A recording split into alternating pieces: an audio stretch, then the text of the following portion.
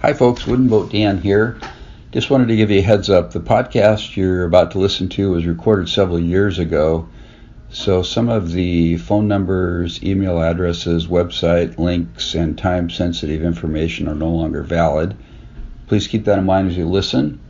If you'd like to contact me, my email address is woodenboatdan@gmail.com. Thank you and enjoy the podcast. Welcome to Hooked on Wooden Boats, podcast episode number 134.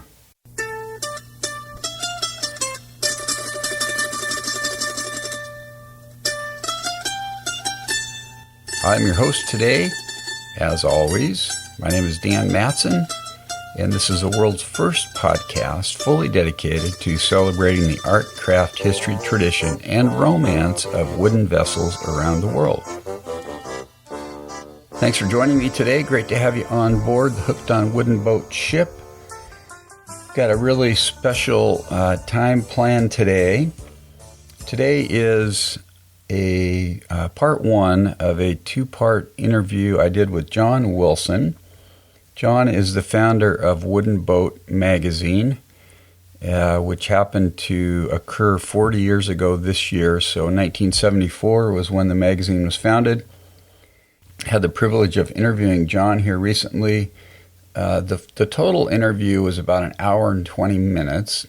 So I've broken it up into two segments. Today's segment, Jon and I will talk about, he'll talk about his personal history and how he got into wooden boats, why he started the magazine, and kind of the evolution of WoodenBoat for the first 10 years it existed. And then part two, which will be podcast 135, will be about the second, third, and fourth decades of WoodenBoat and some of the things that are happening now and plans for the future. So this is really fun stuff. I've had Jon on my radar for a while, and we were finally able to hook up and had a great conversation. Felt like a kid in a candy store actually doing this interview. And Jon was very gracious and a lot of fun and had great answers, and it was a really great time. So this past week, we're getting ready to do our annual camping trip to Eastern Washington. Usually I try to take a boat over there where we camp on at a place called Lincoln Rock State Park, which is on the Columbia River. And over the years, we've been camping there for 15 or 20 years. I've taken my dory quite a few times. This is my 14-foot, 2.5-inch semi-dory that I built between 1992 and 1997. It was my first real boat, if you will. It's a plywood lapstrake boat with oak ribs and oak gunnels. And it does have a transom, and I've got a 15-horsepower Merc for it. I did start building the sailing rig for it years ago and never finished it. It's got a centerboard trunk in it, and I built the centerboard and the rudder, and that was the end of that. So anyway, the boat was painted inside and out, and then I carefully epoxied and varnished the oak gunnels. So it's got outles and innels, I guess you'd say. I think that's what you say. I don't know. I think so. Anyway, they're very beautiful, and I have not really touched the varnish since 1997. So that's been 17 years. Yeah, 17 years. And believe it or not, I've always kept the boat covered, kept it washed and clean. And up until about 3 or 4 years ago, the varnish looked okay. It really did. It was amazing. Probably had 5 coats of varnish on it over an epoxy base. Well, the last couple of years, the gunnels have started looking really nasty. The varnish is cracked, and there's gotten some black stains on the oak and all that sort of thing. So anyway, I wanted to take my dory camping this year because my niece and her husband and their 2 kids, who are, I think, like 6 and 7, or 7 and 8 or something like that, are going to go, and it'd be fun just to pull them around in an inner tube and take them out on the boat. Kids love to do that. And so I'm thinking, man, I got to do something to this boat. I've neglected this thing, and really for 17 years, I've touched up the paint and stuff and kept it clean, but haven't refinished any part of it. So This week I got busy and I took the thwarts out of it, and I also took the floorboards out, and I made some really nice floorboards out of 1/2-inch Akumi plywood and covered them with a real nice kind of a plastic fabric. It's not plastic exactly. It's like a naga hide or something, and it's held up really well. And the floorboards sit on top of the ribs in the boat, so it just makes a real nice, tidy floor space. But underneath of that, I haven't really done a whole lot with that over the years. Under the floorboards, the bottom of the boat on the inside. So anyway, I took all the floorboards out, took the thwarts out, cleaned it all out inside. I sanded the gunnels down to the oak, so I had to sand through the varnish, which wasn't too bad, but then I had to sand through a couple coats of epoxy, so that took a while.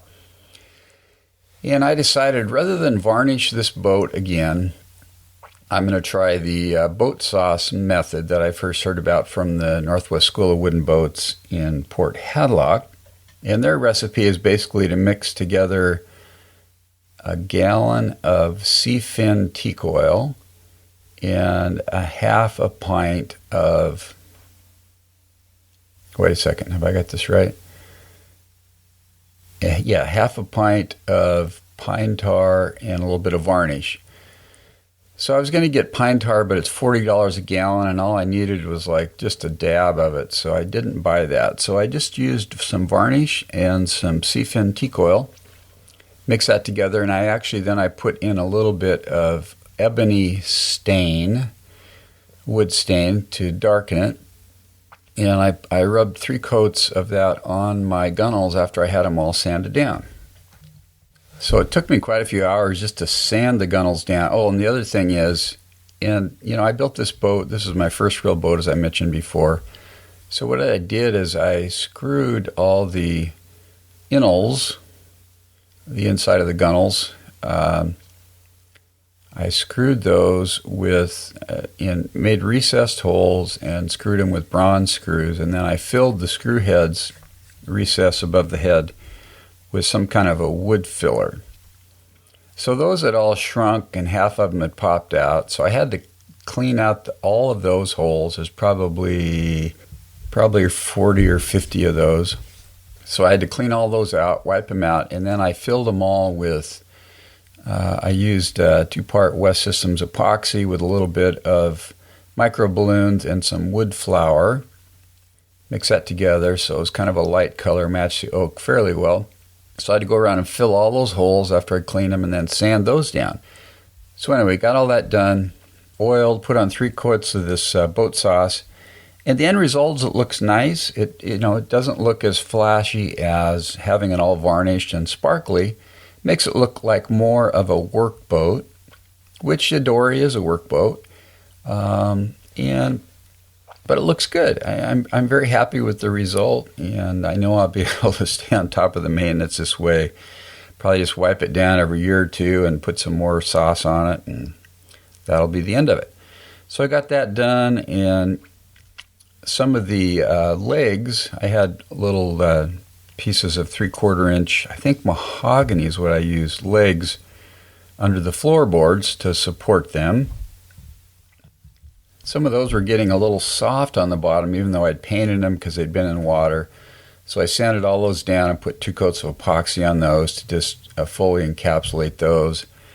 And I washed all my floorboards and I put everything back together. Now the boat still really needs paint, but it doesn't look too bad. And couldn't get my outboard motor started. I bought it new in 2000. It's a 15-horse Merc 2-stroke. Moves the boat along real nice.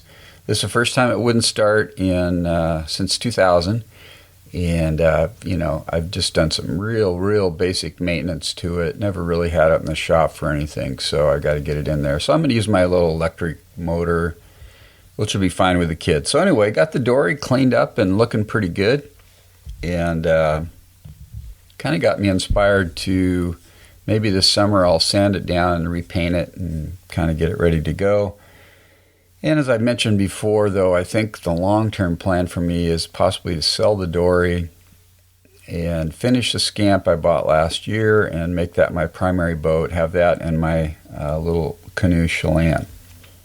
The cool thing about my dory is when I finished it, I submitted a picture to WoodenBoat magazine, and my boat was featured in the 25th anniversary edition of WoodenBoat magazine.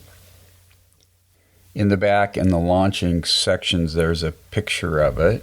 And hang on just a second, I'm going to get that magazine number here, just a minute. Okay, I thought I could go right to that, but of course I can't find it. And I can't find any of my WoodenBoat magazines. I don't know. We're still unpacking from our move, but anyway, 1979 25th anniversary edition in the launching section. If you have that magazine, if you go to the back, you'll see my dory. It's the hull is painted white with a kind of a greenish stripe on the sheer strake, and then the inside is Grand Banks beige. Pretty little boat. It's been a great boat. I mean, it's just a workhorse. I overbuilt it, and it's like anything you make. A second time around, you do things differently, but it's just been a great boat. And so anyway, I'm kind of excited to get her cleaned up and ready to go for our camping trip this week. I'd like to give a shout out to a new subscriber to my almost monthly newsletter, Carissa Canta. I like the name Carissa. I think that's a really pretty name. And if you would like to subscribe to the electronic newsletter, you can do so by going to hookedonwoodenboats.com/subscribe. Give me your email address. What else? Email address and name. That's it. And you get the free newsletter, which I'm due to put one out here pretty quick, which I will be doing. So anyway, I feel like I'm kind of getting in the swing of the wooden boat season now, having worked on my dory. Going to go boating this week, and I'm going to take my canoe also. That'll be fun because I haven't used my canoe since last year. Before, I extended the double-ended paddle by about 12 inches. It was a little bit short. So I added a cedar section to the middle. Did a pretty decent job on it. It's pretty hard to tell. You got to look close to see it. Scarfed it in there. That'll make paddling a lot more fun, so I'm looking forward to that. As far as upcoming events, the Pocket Yacht Palooza is July 19th and 20th, 2014 in Port Townsend. It's a gathering of small boats, some wood, some fiberglass, but the main thing is to just celebrate getting out on boats. Small boats especially have a lot of advantages. They're less expensive to purchase and maintain. They're easier to store. You're more likely to use them. It's kind of the less is more theory of modern day boating. So if you can make it to that, I will be there on Saturday the 19th. I'll have my canoe there and be hanging out. So look me up. I'd love to talk to you. Okay, we're going to move on to the interview now with Jon Wilson of WoodenBoat. Again, this is really fun. I hope you enjoyed as much as I did. Take it away, Jon. Okay, it is May 21st, 2014. I am on the phone with Jon Wilson. Jon, welcome to the podcast. Thank you very much for having me, Dan. It's a pleasure. Jon, as most of you probably know, is a chairman and editor-in-chief of WoodenBoat, and he founded WoodenBoat magazine in 1974, which is 40 years ago this year. Jon, congratulations on that. That's pretty sweet. Thank you very much. It's a real surprise to me that 40 years have gone by. I'm really, this is not, 40 years was not something I ever would have thought about. I mean, I could barely think about 5 years ahead. So yeah, it's a miracle to me. That's great. Okay. Well, Jon, let's start with a little personal history about you. Tell us about your youth, kind of through high school, what you were up to. Okay.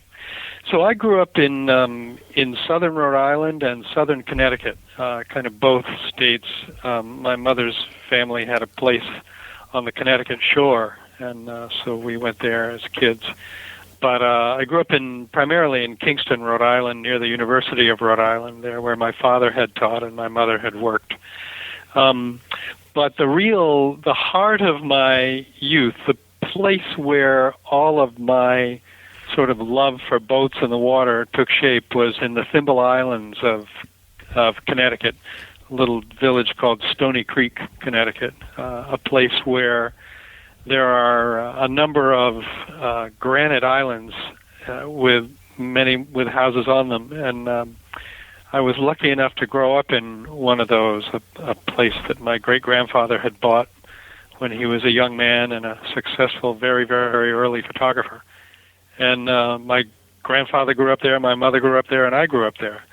And it was, it really was. It was close to the shore, and it was pretty small, just big enough for a house and a little bit of grass and rock. But it was an island, and it sort of built into me an awareness of the water and a comfort with the water that I, have always been and will always be grateful for, because it just introduced me to the world of boats and the water in a way that I have never forgotten and never ceased to be grateful for. So my early life was either along near the coast of Rhode Island or on the coast of Connecticut, and my growing up life was pretty simple. My parents were divorced when I was pretty young, so my mother was a working single mom, and she didn't make much money, so we didn't have much money. But growing up in a small village in the 50s was a pretty great thing, and I just always wanted to be on or around the water. I mean, that was where things felt good and safe for me. And so my aims were maybe to have a boatyard. I mean, that was my idea of a successful life. If I could have a boatyard as an adult, that would be, I would be a very happy man. And as it happened, I wasn't a very good student. I wasn't a very good student in school, mostly because I was lazy and I didn't really, I didn't pick up as quickly as others, it seemed to me, what it was we were supposed to be doing. Everybody seemed to get it but me. And I know that's not true in retrospect, but that is how it felt. And so I, didn't really feel like I belonged there in school. And so after I graduated from high school, I tried college for a while, but I didn't last long. And I just went to work in a couple of boatyards. And that's where my future really took root and took shape. Jon, let me ask you a couple more questions about your youth. Yep. So you grew up on an island. Were you the only house on that island? Yes, it was a small island, and in the Thimble Islands of Connecticut, these are all small islands, although some of the islands have several houses on them. The island that we grew up on had just one house. It was quite a small island, and it got sold out of the family. None of us had the money to keep or maintain it, and it had also grown into having, coming down through a few generations. There were more people than could fit in that one house. So when I was a kid, it was just kind of like just us, but there were also cousins who went there. But as we grew and had children, then there were more people to accommodate in the house, and it just became sort of more unmanageable than we had ever imagined it could be. And so we left there. We mostly came there in the summer, but because my mother worked, we couldn't spend great long periods there, but we could spend weekends there, and we could spend summer vacations there, for a week or two. And I lived there into December one year when I was working at a boatyard in Connecticut. But it was really a summer house, it got pretty cold, so it wasn't a place where I could stay. So you had to take your own boat to and from the island then? Yes. Mm-hmm. Yep. What kind of boat did you have at that time? Well, at that time I had a little runabout, a 15-foot runabout called a Flying Fin, which I think Charles Whitholtz designed, if I'm remembering correctly. Little lap-strake runabout with a Johnson. I think I had a 25-horse outboard on it. And, it was a great little boat, fast and sporty, and, for an 18, 20-year-old kid, it was pretty great. Mm-hmm. Yeah. So after high school, you tried college for a bit, and then you went to work for a boatyard. Tell us about the boatyard experience. So I had worked in Rhode Island, where I grew up winters. I had worked at a boatyard called Ram Point Marina in Wakefield, Rhode Island, which was about 4 or 5 miles from my house. And I'd worked there part-time in high school, more seasonally. And I loved it. I loved being around the boats. Scraping and sanding bottoms in those days, just scraping great chunks of copper bottom paint off the bottoms of boats with just a pair of goggles and a respirator mask, a dust mask.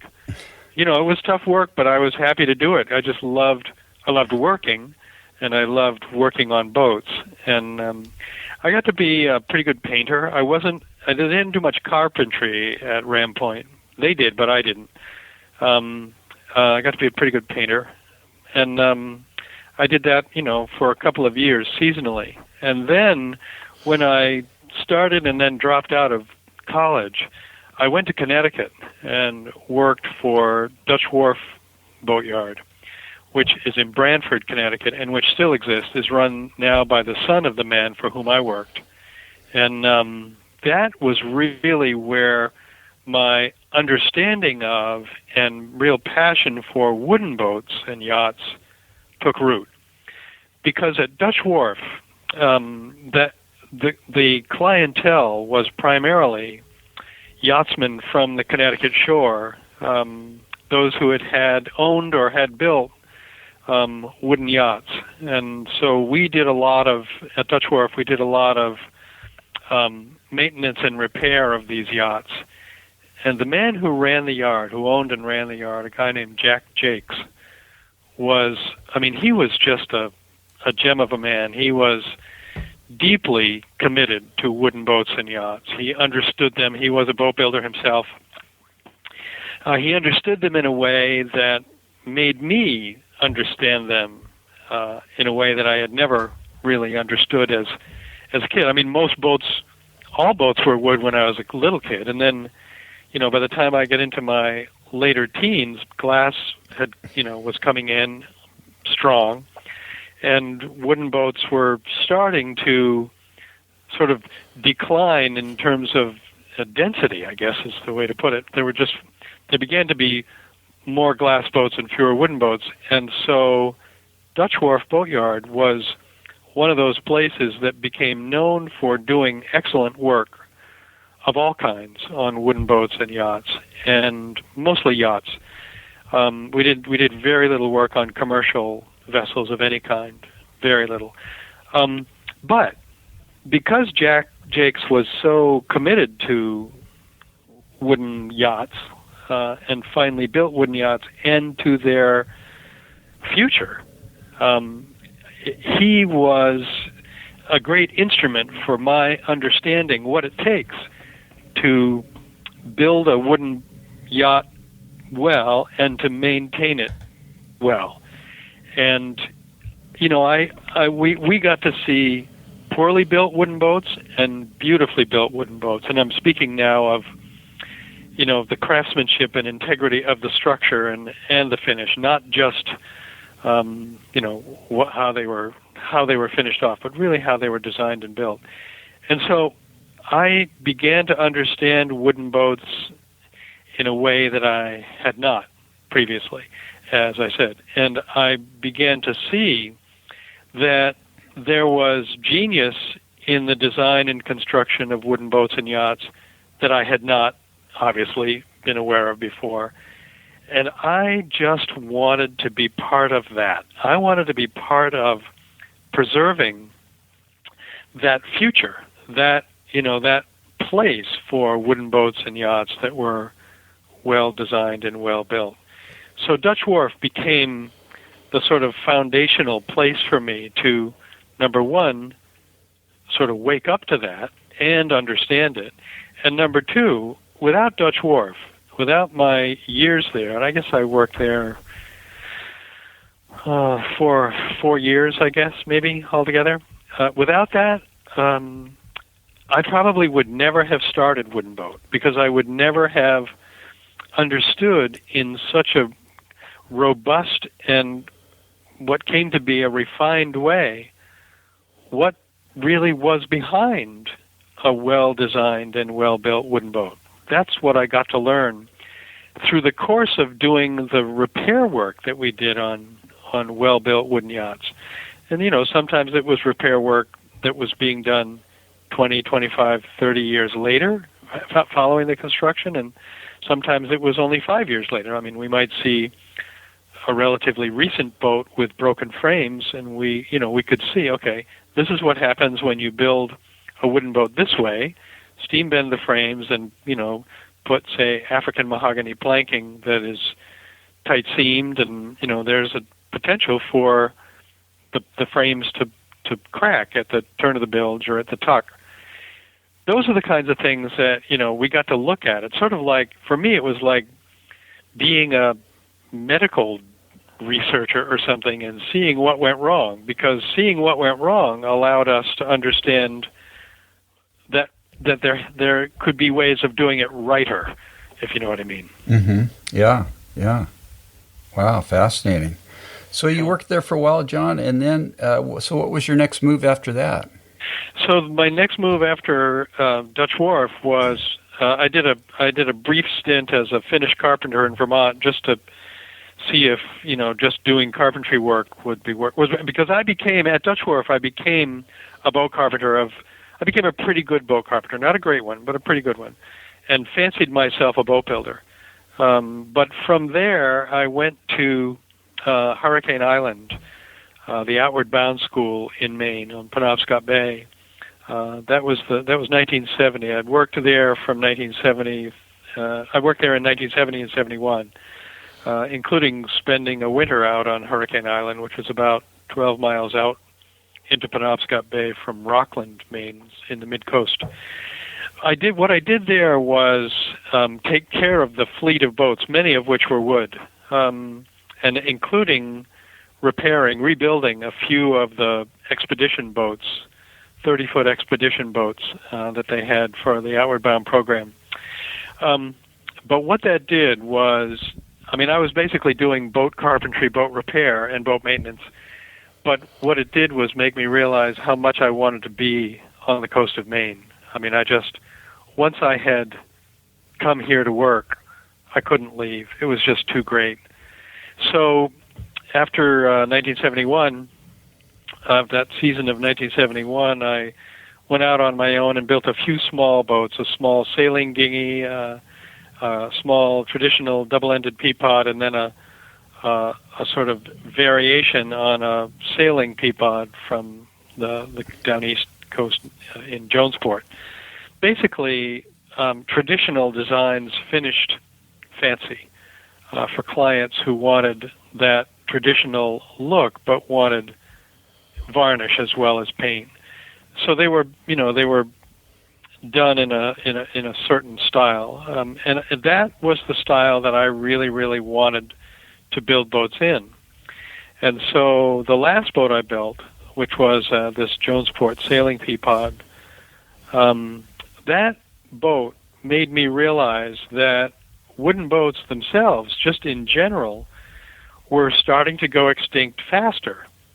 And that was happening because the marketing of the glass boats was such that it suggested that wooden boats were just, they're just bound to rot before your eyes, and just the maintenance is, it's something that you have to, you might as well commit your life savings to and forget about ever having any disposable income. If you get into these kinds of boats, your life is doomed. So I just realized that this, number one, because that was not true, and yet the marketing was not, it wasn't, the marketers were not saying that directly per se, but they were kind of taking advantage of the fact that wooden boats require attention, like any of us. They're creatures. They need care, and you can't just ignore them. Well, with a glass boat, except for painting the bottom in saltwater areas, you can ignore them. You can just leave them out there, and they won't look good, but they won't be, kind of collapsing under your feet. So, what I had to do, I felt, was call attention to the potential of wood. And so I began to think, the answer to this challenge is to maybe start a newsletter for boat builders, and to let boat builders basically talk among themselves about what was working, what was not working. What I wanted to do was to kind of elevate the discussion between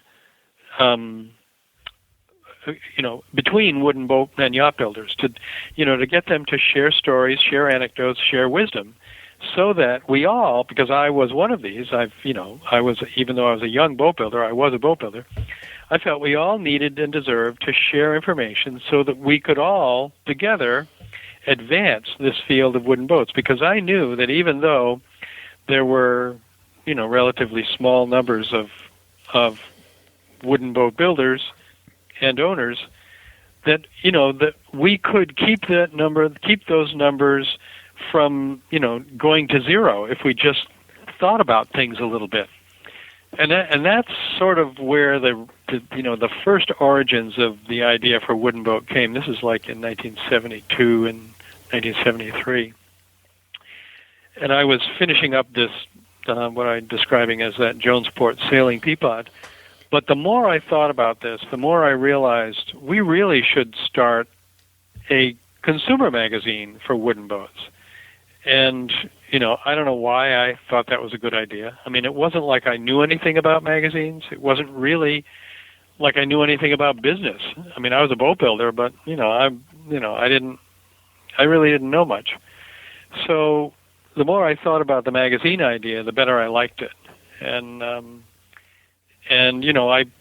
I began to look around to see what we might publish in such a magazine, and I began to talk to people about the idea, and many people, kind of, were kind of patient with my idea. I think most of them probably thought it was really an insane idea, but nobody said, John, this is really insane. So I didn't, and even if they had, I wouldn't have listened. It wasn't like I thought I knew everything, but I just thought, wait, I mean, we've never tried this. This has never been tried. Why don't we just try it? And so in late 1973, I began to gather, ideas and material, and to talk to magazine printers to see what that was about, because I didn't know anything about that. I didn't know anything about the magazine business. I didn't know anything about journalism. I didn't know anything about anything. So I just asked a lot of questions and began to shape, what became the first issue, which was written by, the content of which was written by some colleagues and friends and people I, came to discover. But the point of Wooden Boat was to take an honest look at what constitutes wooden boats, what makes wooden boats work and what makes them not work, and really celebrate what is good about them and be unafraid to report on what isn't good about them. So I really wanted to make this magazine not just a ain't wooden boats great kind of thing, but, a serious endeavor, really examining what it takes to create successful wooden boat and yacht designs and builds. I mean, the point was to find out what it is that makes a great wooden boat or yacht. And I was as interested as a quote-unquote student as anybody would be. I wanted to learn as much as anybody would want to learn. So I wasn't like, I'm the expert and I'm going to tell you all what these boats are about. I was basically putting myself in the position of a reader. What do I want to know? And I was listening to people who said what they wanted to know, because I wanted the magazine to answer that. I wanted the magazine to be the answer to the questions that were coming from people who really had a deep interest or a deep passion in that field. So I found a magazine printer. I found out what a magazine printer does and what a magazine printer needs from the publisher, and all those questions that I had no idea of the answers to. I did get those answers, and that it turned out okay. By the end of August 1974, I had I don't know, I think I had 13,000 copies of the first issue. Well, that number, it would seem crazy. Where did I get that idea? The idea only came from, I thought we should probably print 10,000 copies, because even though it might take a few years to sell them out, we should have them, because it's going to be a lot easier to do it one time than to go back to press and try to print a few more. So I had my first wife and I had fixed up an old Alden ketch, 35-foot ketch, and sold it. And with that money, invested in the first issue of WoodenBoat.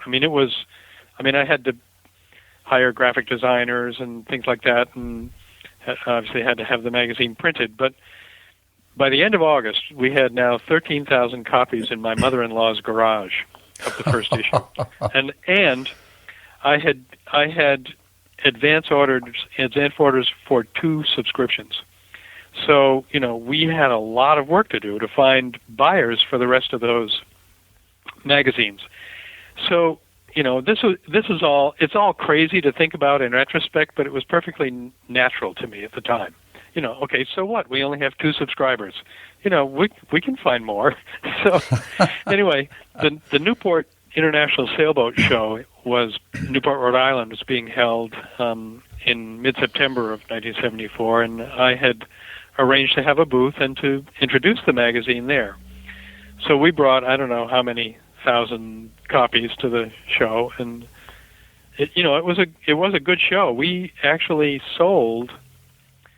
We sold a total of about 600 copies of the magazine, and we sold 200 of those 600. 200 were for subscriptions. So we sold 200 subscriptions plus another 400 single copies, and in the few days of the show, and that to me was like a huge indicator. This is really going to work. Obviously, it is such a non-indicator, but it's not a completely a non-indicator. It just it didn't mean as much as I thought it meant, but it was good enough. Yeah, right. So we came home to this cabin in the woods in Maine with 200 subscriptions sold, and hundreds and hundreds of issues sold, and the potential to get some more going. So we began working on the second issue, and word of mouth began spreading. And I advertised in the National Fisherman. I advertised WoodenBoat in the National Fisherman, and that seemed to be helpful. It was definitely helpful. It seemed to be the most helpful of the places we might have ever considered advertising. So it did pretty well. But by the end of the first year, we had about almost 10,000 subscribers. I want to say about maybe 9,200, 9,500 at the most. Wow. Subscribers. So, in that year, we had really achieved something, and mostly by word of mouth. So, I felt, okay, we really have something going here, and we kept on kind of building it and, improving it slowly. It was, my naivete when I first started the magazine is just bottomless, and I'm still pretty naive, but we've learned a lot, obviously, in these 40 years. But what subsequently happened was that for the next 9 years after that first year, we grew at a rate of about 10,000 a year, whether it was subscribers or newsstand readers. That was the arc.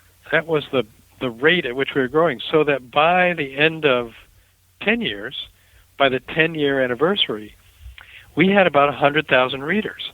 And that, to me, was like, I would never have predicted that. My assumption was that we could probably find 10,000 subscribers. Yeah. My best, wildest dream guess was that we might end up with 30,000 readers. And so by the time we reached 100,000 readers, which was really that was where we reached equilibrium. That to me was just totally and completely amazing. So, it was that was an amazing step for us, and it actually was the first time I began thinking, okay, well, now I guess we have a successful business. I mean, I suppose between the start and that point, I had always wondered, when are people just going to wake up and say, well, I don't want to read this anymore? But even then, at 10 years, I would never have been able to predict that we would get to 40 years. Just never would have been able to predict that. I mean, there were so many things that I didn't see, I couldn't predict. But anyway, it worked. John, who was your first employee that you hired? Her name she was a woman named Roshana Kesselman. She was the girlfriend of another friend, and she actually came in and helped us deal with the subscription orders, which began to come in fairly quickly. My first wife and I were working on this together, but my first wife we had an infant son, a 2-year-old son, and by a few months after the launching of WoodenBoat, we had a second son. So she was a very busy woman, just being a mom. So we hired another friend's girlfriend, and she was our first employee. And then we worked out of my house for about a year, out of the living room of my house. And then we moved down to Brooksville, which was a few miles from my house, and South Brooksville, actually, where Bucks Harbor is. And then we stayed there for a few years. You had a little office space there, or? We rented a little house. Oh, okay. And used that space. And then we rented with an option to buy another house. And that house burned down. And at that point, we had to decide what we wanted to do. Like, do we try to rebuild this house? Do we find another place? What do we do? And we were pretty much sort of migrant workers for a few months until we figured out what to do. And what we figured out to do was to respond to an offer made by some friends here in Brooklyn to take a look at a building in Brooklyn that could house us and that we could buy fairly cheaply, and it might be the best thing we ever did. And it turned out to be the best move we ever made. I didn't really want to move to Brooklyn. I loved South Brooksville, and I knew I had friends in Brooklyn, but I didn't really know it. But it did, in fact, turn out to be the best move we made. Brooklyn, I mean, WoodenBoat became a more serious endeavor after the move to Brooklyn, and that was a great, great thing. John, did you do any traveling in the early days to promote the magazine? Not very much, just a little bit. I went to a few boat shows, and a couple of, I remember the Toronto WoodenBoat Festival in 1978. Just a few things. There just wasn't much money to do more than keep the basics going. And, we needed to hire a few more people so that by the time we were in Brooksville, before we moved to Brooklyn, I think we had 6 people on staff. So, truly, we were kind of hand to mouth and losing money, but not so much that we couldn't make up for that with cash flow, and we were going in the right direction. That is, the magazine was becoming more and more successful, I guess is the right word. So we were on the way. We just had a way to go. Yeah. So, what were some of the biggest challenges those first 10 years, John?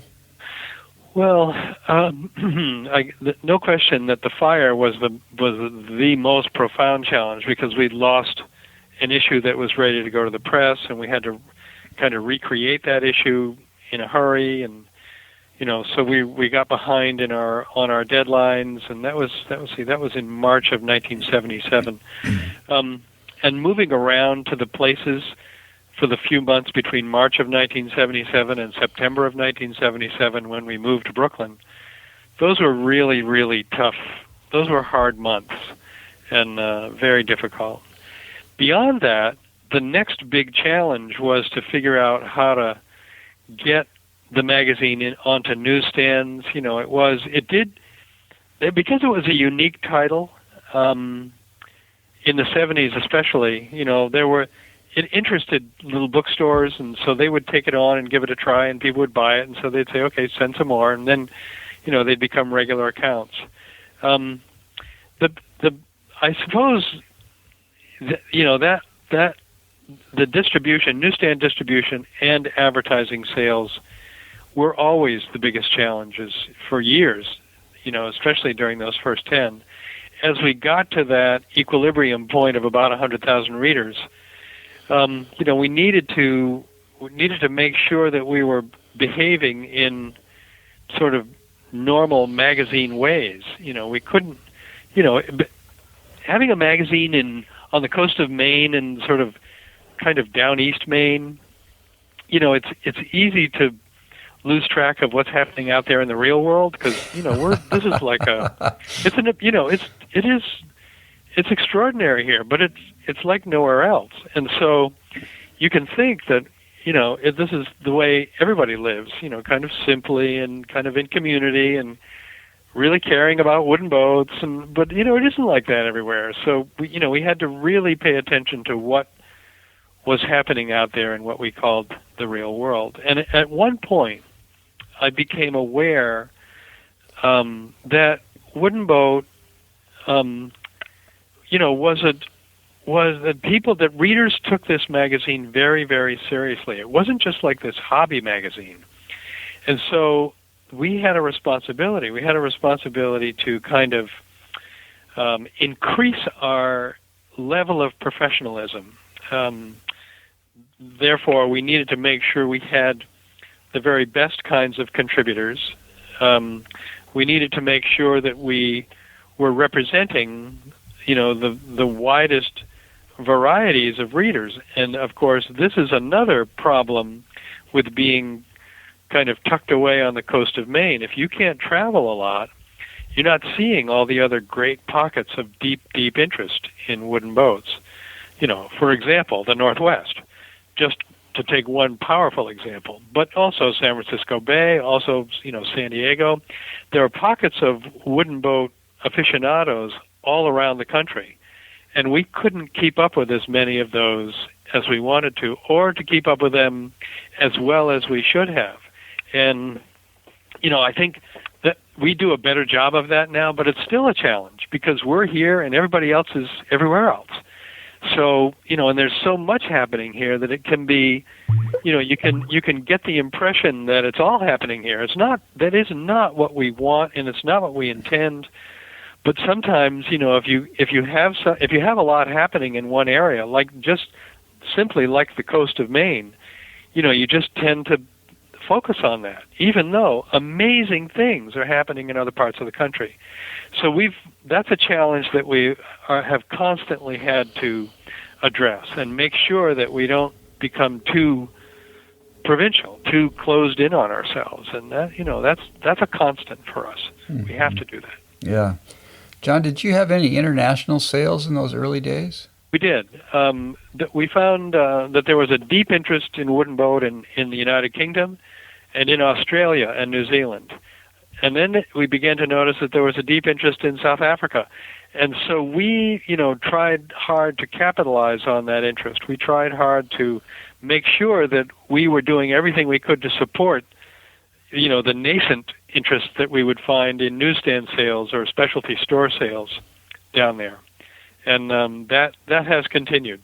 It continues also to be a challenge because, shipping magazines abroad is expensive, and not everybody has the money. So, that's been a challenge for sure. But we've definitely risen to it as much as we could have, and we count on that international circulation deeply. I mean, it's really important to us that it matters. I mean, WoodenBoat is really the only magazine that focuses exclusively on wooden boats in the world. And so we want to take that responsibility seriously and make sure that we respond to it properly. Thanks, Jon, for doing the interview, and we will continue this interview in the next episode, number 135. So please come back to hear that. If you'd like to connect with me by email, you can do so, dan@hookedonwoodenboats.com. You can subscribe to my newsletter by going to hookedonwoodenboats.com/subscribe. You can write comments on my website. You can find me on Facebook, Twitter, Pinterest, and YouTube if you look for WoodenBoat Dan. Send pictures and stories would be great. And you can subscribe to the podcast on iTunes also. If you go to the podcast section and search for Hooked on Wooden Boats, you'll find me there. You can subscribe. And if you enjoy the podcast, please leave me a review there. I would really appreciate that. I forget how many reviews I've got now. It's either like 30 or 50. I don't know. And they're all pretty good, so that's cool. If you'd like to help support the podcast, you can go to my homepage and make a contribution there through the little icon on the right-hand side. It's called a tip icon. If you buy stuff from Amazon, if you go through my link before you make the purchase, I get paid a small commission. So just go to hookedonwoodenboats.com/Amazon, make your purchase, and I get paid a little bit there, and that helps pay for the cost of the podcast, which is about $100 or so a month. Well, I hope you enjoyed the podcast today, and be sure and tune in for episode 135, a continuation of today's interview with Jon Wilson. Keep the bright side up and the barnacled side down. WoodenBoat Dan over and out. God bless. Have a great week. We'll talk again soon.